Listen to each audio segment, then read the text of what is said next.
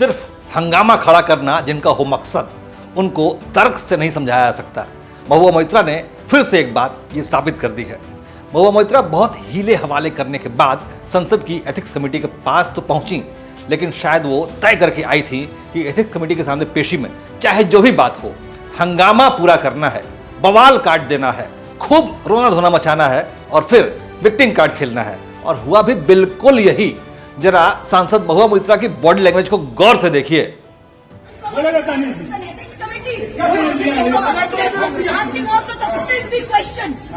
पूछ रहे हैं आप? थोड़े मानी भाई बताएं।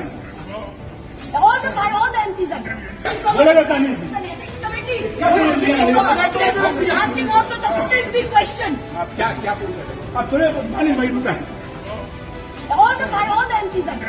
महुआ मोइत्रा का आरोप है कि उनसे अनैतिक सवाल पूछे गए। गौर कीजिएगा, अनैतिक और गंदे सवाल पूछे गए जो कि एक महिला से नहीं पूछा जाना चाहिए था।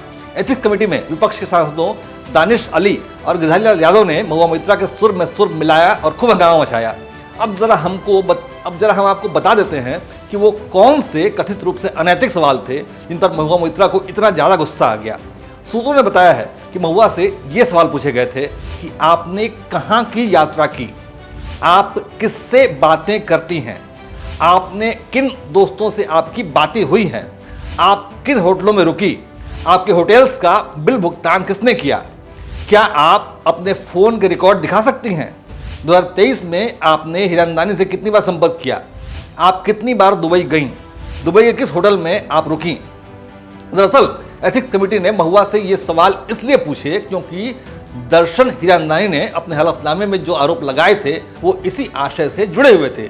जो सवाल एथिक्स कमेटी ने पूछे, अब आपको दिखाते हैं। दर्शन हिरानंदानी का हलफनामा है कि मैं महुआ को 2017 से जानता हूँ।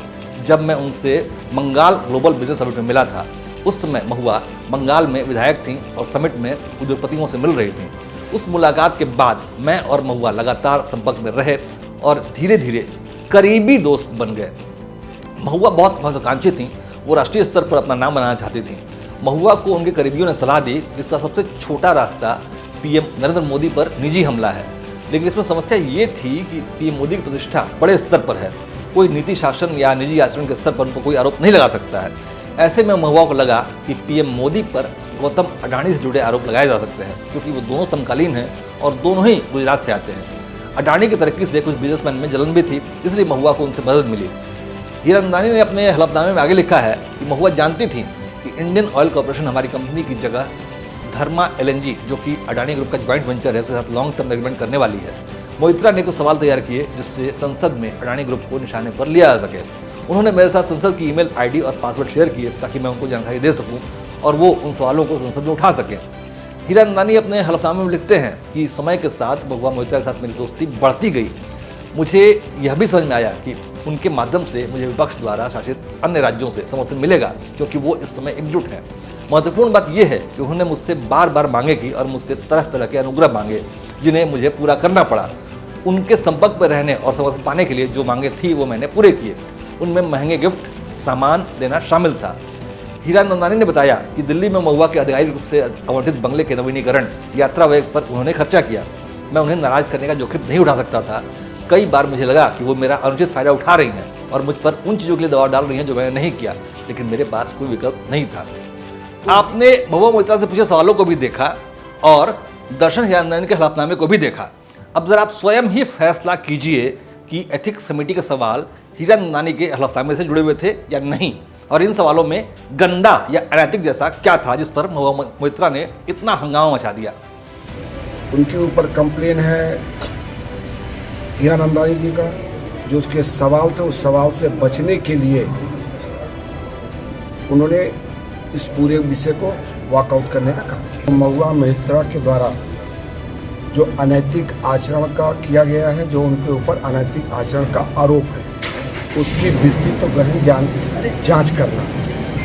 महुआ मोइत्रा के द्वारा उसमें सहयोग करने के बजाय क्रोध से क्रोधित होके कमेटी के ऊपर, कमेटी के चेयरमैन के ऊपर अशब्दों का प्रयोग करते हुए और साथ ही साथ जो विपक्ष के जो ये लोग थे, इन सब लोगों ने बहुत ही क्रोध में और बहुत ही अनएथिकल बात करते हुए कमेटी पे आरोप लगाने का प्रयास किया। और जो उनसे